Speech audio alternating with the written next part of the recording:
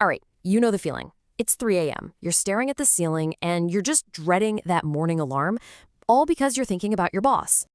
Yeah, that boss. The one who thinks midnight is the perfect time to send an email with the subject line, urgent. The one whose performance reviews consist of just staring at you, silently, for way, way too long.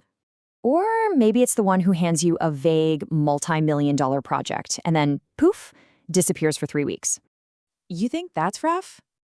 Yeah, that's right. Today, we're putting on our HR hats, grabbing our clipboards, and doing a full-blown performance review of the Dark Knight himself. So, where do you even start with a manager like Bruce Wayne? Well, the first thing you gotta understand is that when you get an offer from him, you're not just joining one company. Oh no, you're choosing between two, let's say, radically different career paths. On one hand, you've got Wayne Enterprises. I mean, by all accounts, it's one of the best places to work on the planet. We're talking great pay, incredible healthcare, a ton of paid time off, a stable, ethical, multi-billion-dollar company. But then there's the other option, his extracurricular internship program, the Bat Family, which is basically a high-stakes, high-trauma apprenticeship in getting punched in the face for a living. And while that corporate gig sounds like a dream, the vigilante track is a complete and utter HR catastrophe.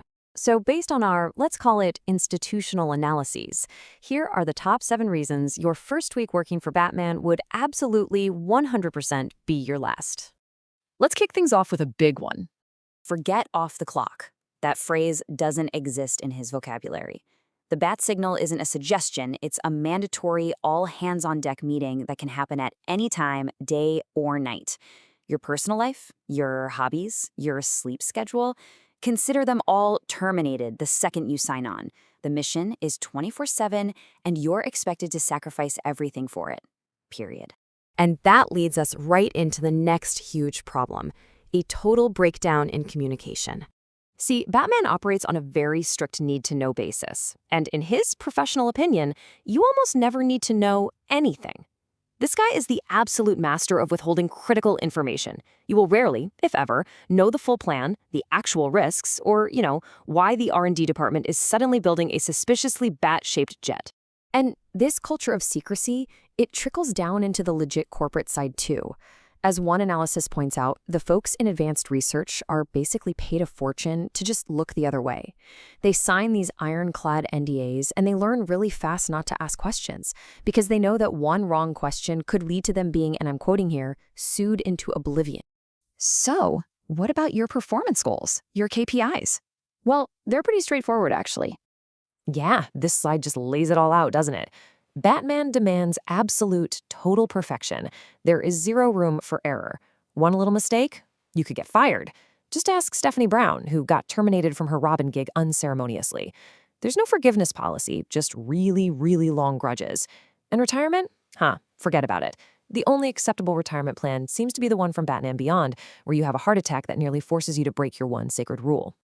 Okay, so the job is demanding, but surely there's a good support system in place, right? A wellness program? Wrong. So wrong. In the Bat Family, trauma isn't something you process with a therapist. Nope. It's something you weaponize. It becomes fuel for the mission. It's what's been called a normalization of trauma. I mean, his closest friends, people like Dr. Leslie Tompkins, have spent years telling him this is a terrible way to raise kids, basically acting as his conscience because he refuses to provide any kind of healthy emotional outlet for them. And now let's talk about every employee's favorite topic, workplace safety. And this right here just perfectly illustrates the sheer absurdity of it all.